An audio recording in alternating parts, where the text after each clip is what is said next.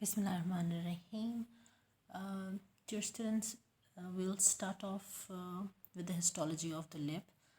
So, when we are going to discuss the histology of the lips, you should understand that lips, they form the beginning of the digestive system, and they are basically the gateway. They form the gateway, or the portions that line the stomodium, that was the primitive mouth in the developing embryo.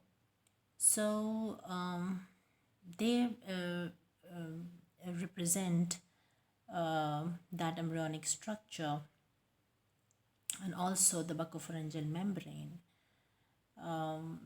So what happens over here basically is that we go into the oral cavity through this aperture, and when we talk about the oral cavity, it consists of the mouth and its structures. It includes the tongue, teeth, and their supporting structures, periodontium, major and minor salivary glands, and tonsils. The oral cavity is divided into a vestibule and the oral cavity proper. And the vestibule is the space between the lips, cheeks, and the teeth, and the oral cavity proper lies behind the teeth and is bounded by the hard and the soft palate superiorly, the tongue and the floor of the mouth inferiorly, and the entrance into the oropharynx posteriorly.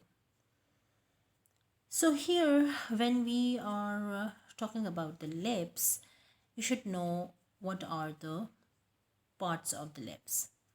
The boundary, that the red boundary that you are looking over here, the portion above it is called as a skin. And then you can see this red boundary, this is called as a vermilion border. The portion below it, till you can see the boundary of the lower boundary of the lip, is called as the dry vermilion. And just behind that is the transition portion, which is also called as the wet vermilion or as the mucocutaneous junction. So you have the skin, the vermilion border, the dry vermilion, and the wet vermilion or the mucocutaneous junction. So these are the parts of the lips. And then there is the portion of the lip which surrounds or faces the teeth or the oral cavity. That's its oral portion or the oral side of the lip.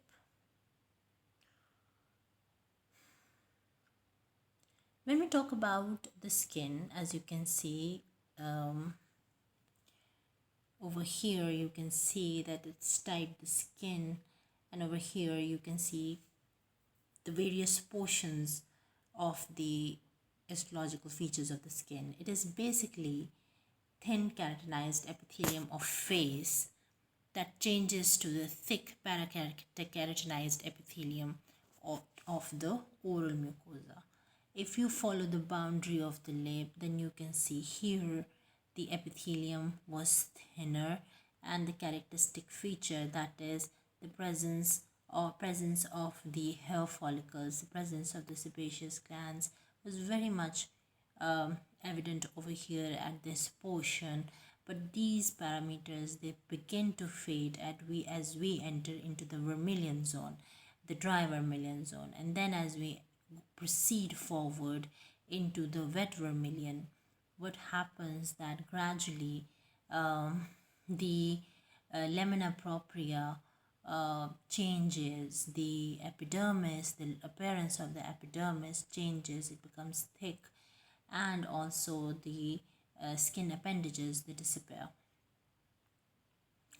So over here, what you have to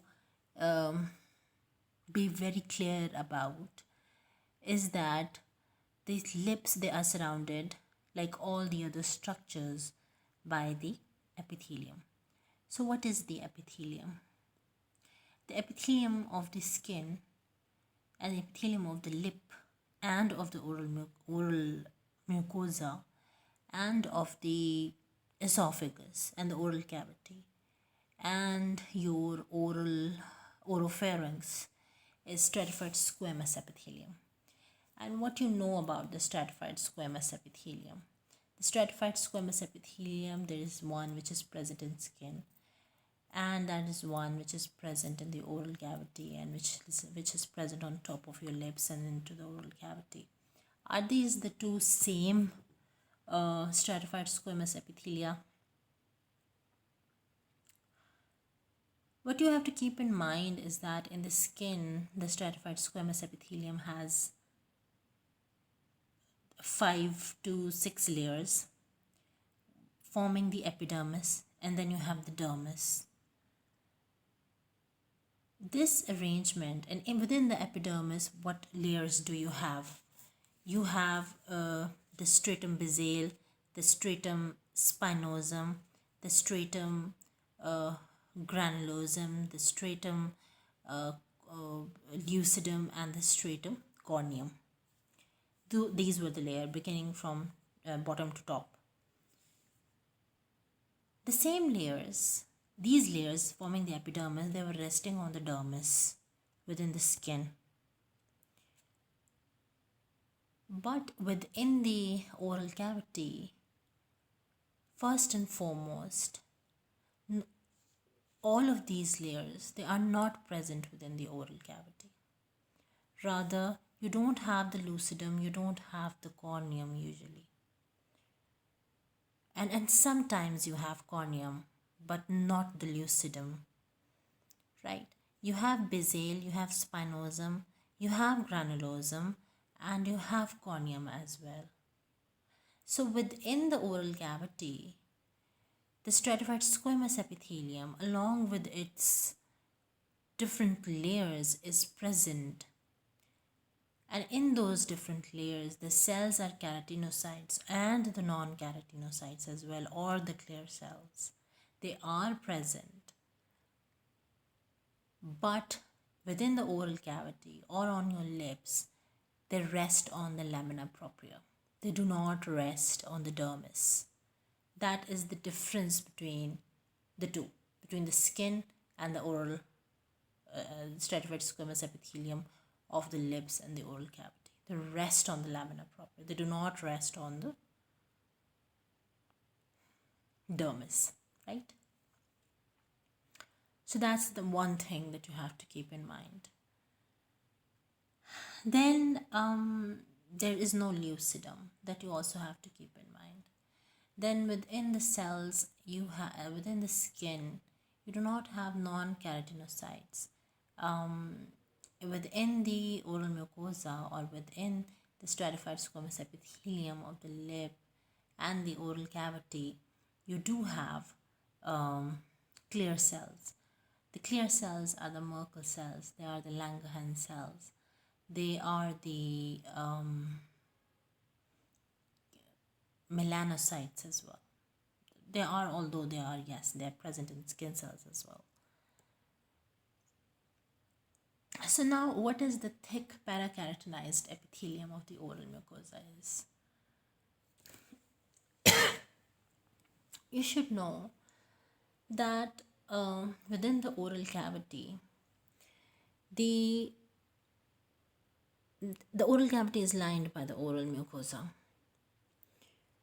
right? And it is divided into 3 portions: the masticatory mucosa, the lining mucosa, and the specialized mucosa.